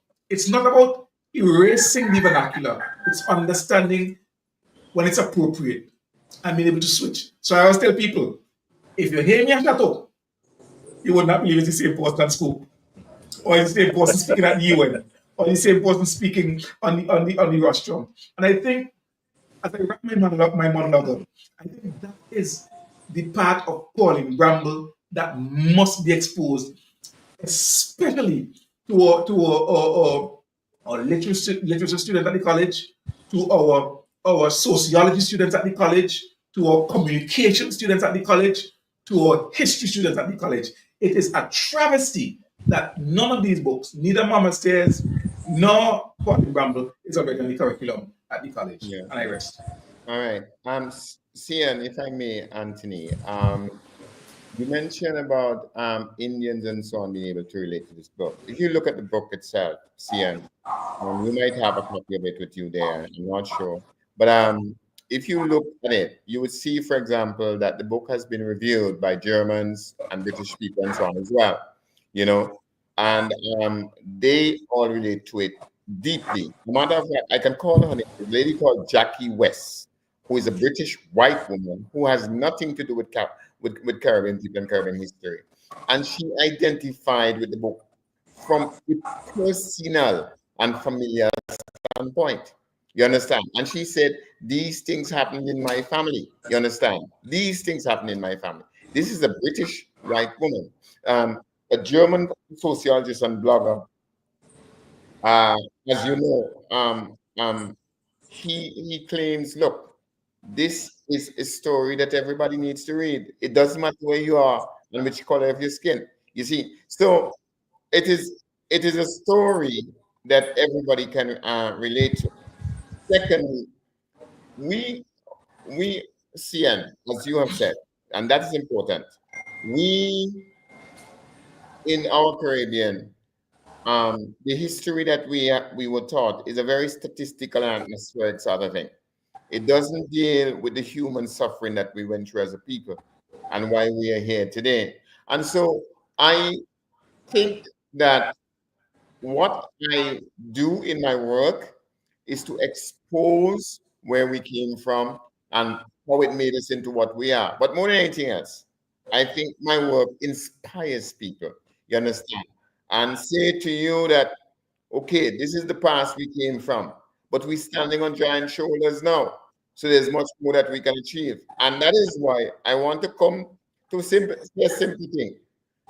UCN said that CP, Carlton Percival Hall, told you that story when you were at college, right? The same thing Rand says in another form. He says, we ain't better than nobody, but nobody is better than us. Why do we need to know the history of Francis Drake? And why do we need to know the history of Julius Caesar, but we don't need to know our own history? Is it because they're better than us? I beg to differ. They're not better than us, right? And our story is part of world story. World story. It's part of global history, and it has its equal and distinct place in world history and world story. Absolutely. I'm talking We have about- one. Yes, go ahead. Sorry. I'm No, I sorry. was saying we have one final segment to go. We have about 15 minutes to go. I want to take a quick break because I want to remind you again what you need to be doing for this Christmas. If you haven't already gotten a gift, this is the perfect gift, and here's the perfect chance. Get a very special gift this holiday season. The Story of Pauline Bramble, rated by critics as masterful storytelling by Dr. Richard A. Byron Cox, author of the iconic Were Mama Stairs in Vain? Literary scholars are more than intrigued. Here is Her Excellency Ambassador Andrea Bowman offering a taste of what awaits readers. So what if he let me? If me man, he put me in a house and I could wash me pot and put it on fire every day and stretch me hand to him. Is envy and jealous, all they envy and jealous me. Visit Games Bookshop, Career City Store, and Careers Honors Vale, Jazzy's at the cruise ship berth, and Giggles at the AIA, and get your copy and a gift for someone as well. Add the beauty of the Story of Pauline Bramble to your Christmas. It's a treasure from and for the ages.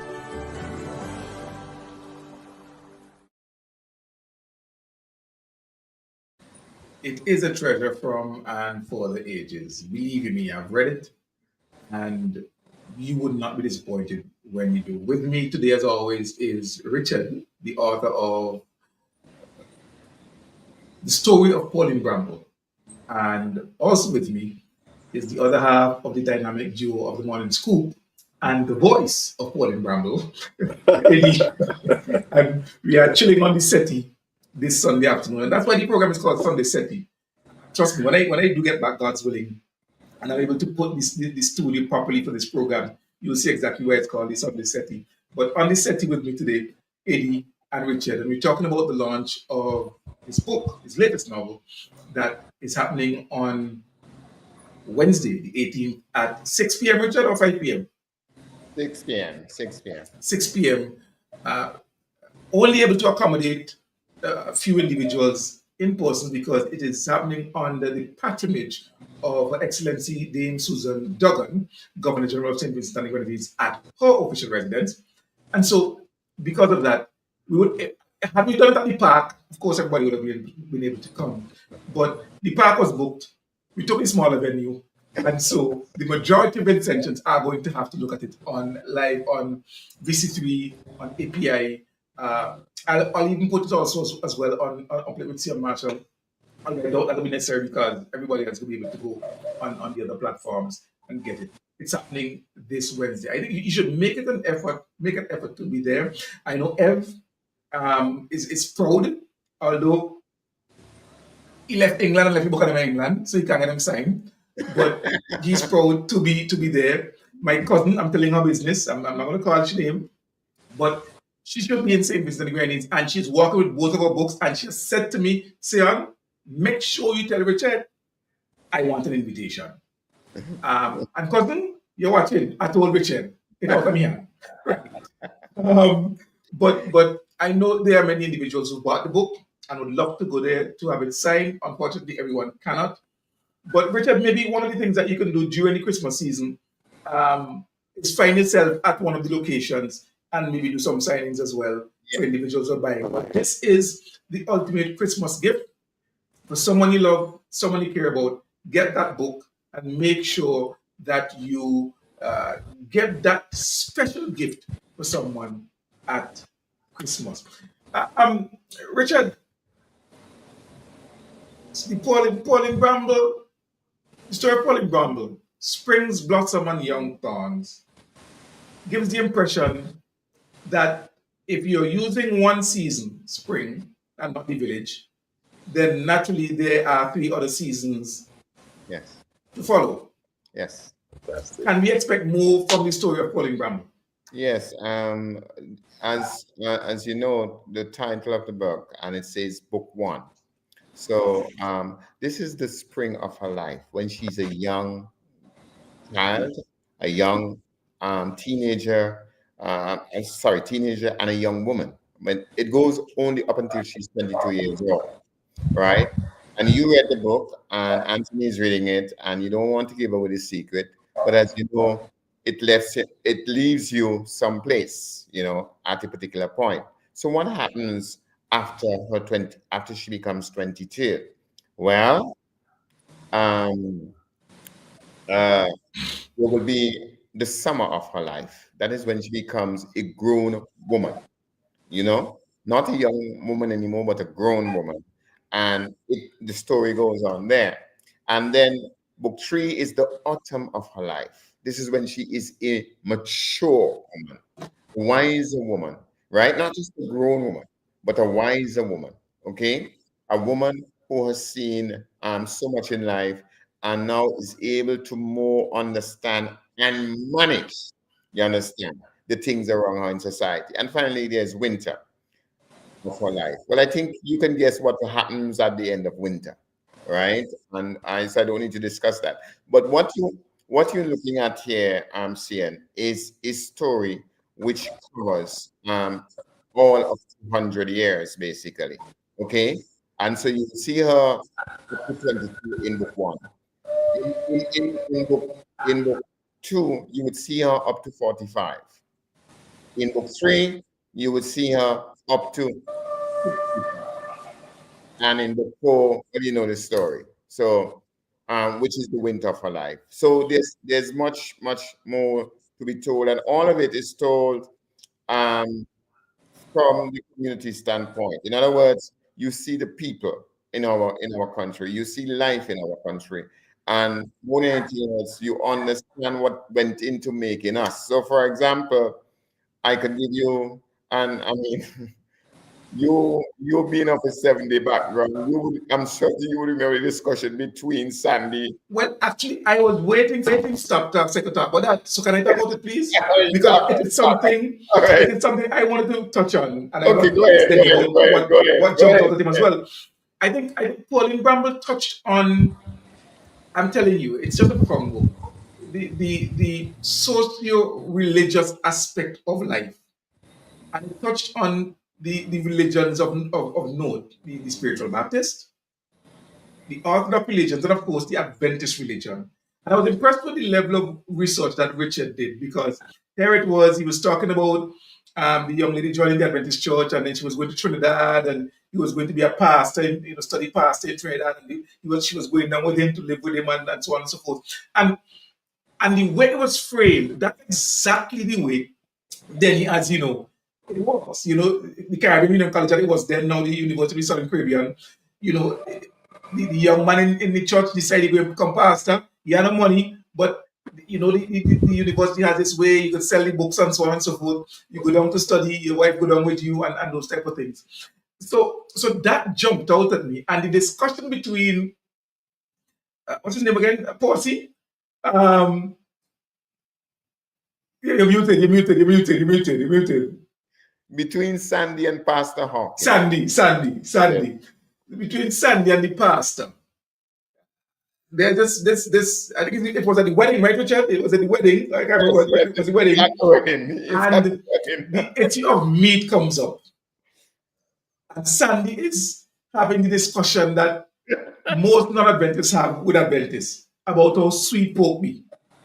And Sandy is holding to the point that pork is the sweetest meat. The pastor is saying, no, it is not, it's unclean. And Sandy simply asked the pastor one profound question. Do you have any pork? To which the pastor goes, no. Sweet. Well, if I never eat it, how you could tell me it ain't sweet? You know, I found that part to be very serious because as someone who grew up in the Adventist faith, that then is a discussion I've had so many times Well, as a I little can join in boy. on this also, you know, Yeah, because yeah, Sion knows it. exactly, You know, I exactly. have to go to church every See, Saturday you ever eat morning. pork, Sian? So how you, see, what pork is sweet? How is it sweetest? Sweet one. You ever eat ham, Sian? No. So how you know it ain't sweet? So I tell you that part of the story really jumped out at me in a very serious yet jovial way, and it really gave me an appreciation of the level of research into your work, Richard. Honestly, Well, Yeah. you know, also, Richard, before you come in, it was not said, but you learn about bun pan in the book, right? I certainly learned about that. You know, you learn about Middle Street. You learn about, as I said earlier on, the whole matter of the markets, the way which was done back in the day when all the ground provision was put on the ground with the Christmas bag. You know, it's just absolutely remarkable. You know, the factual information that you get. The characters, yes, fictitious, but the information that is there, all facts, and they just come to life. They just spring to life, as a matter of fact. Sian, absolutely, if we absolutely. may Yes, share something with you, and Her Excellency will have to forgive us, but it's the absolute truth.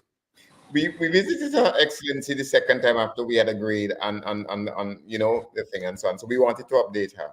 So I went in and I said, Your Excellency, good morning, and so on. Nice to see you. And she said, yes, good morning. And you're going to talk today, right? I say, yes, Your Excellency, I will. But before I talk, and I would like to know, I have two things. I would like to know how you are.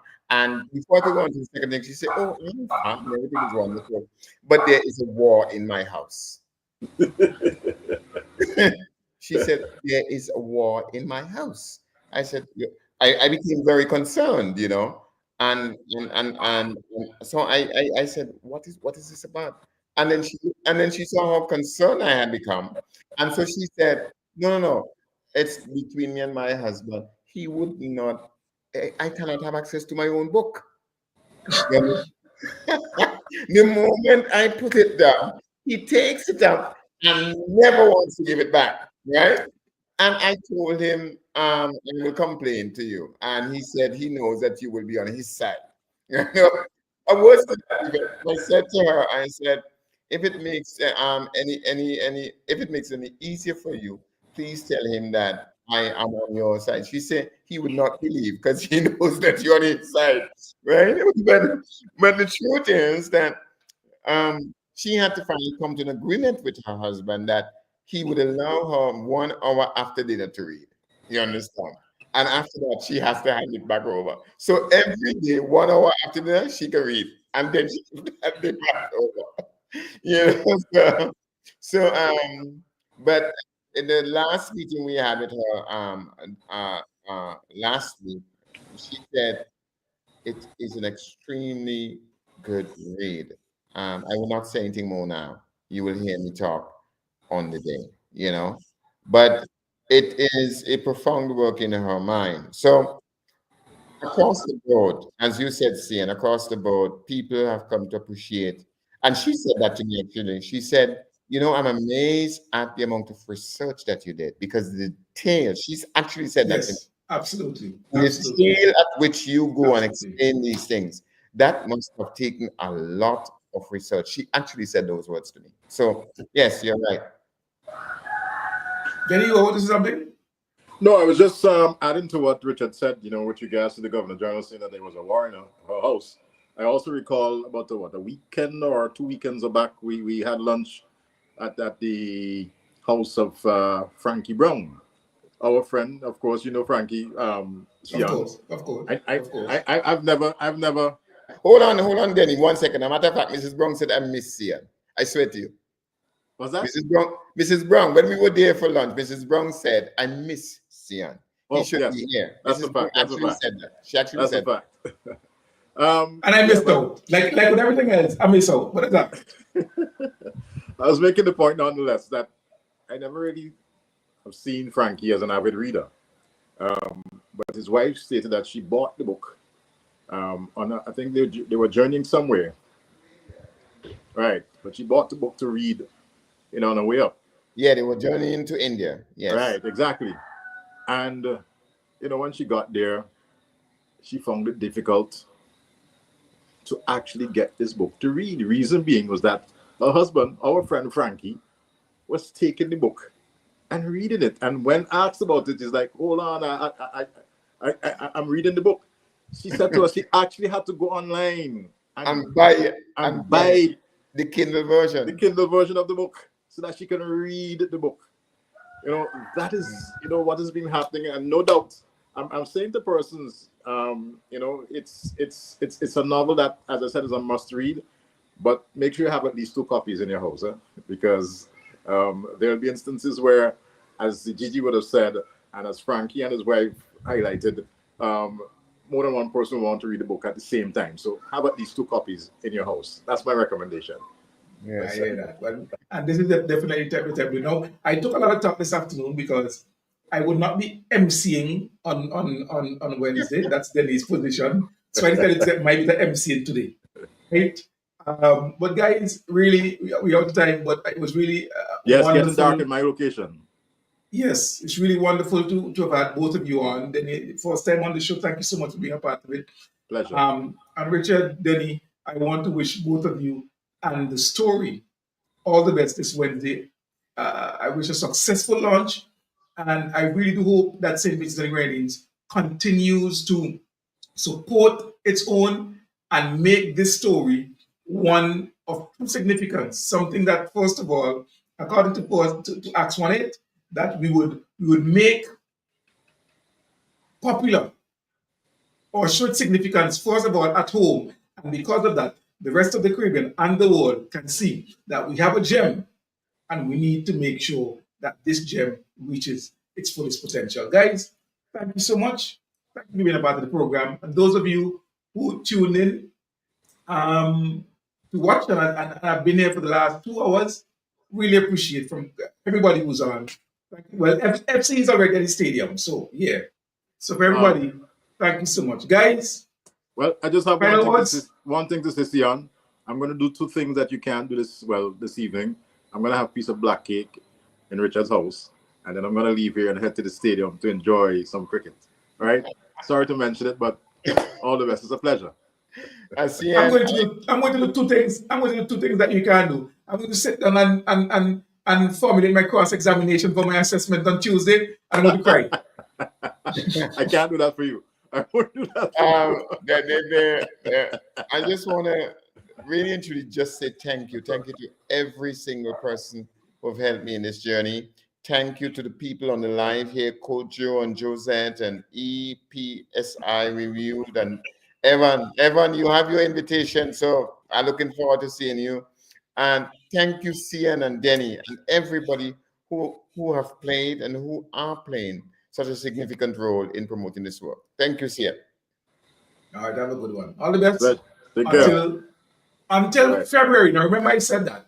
Today's program is the last program that will be on this platform.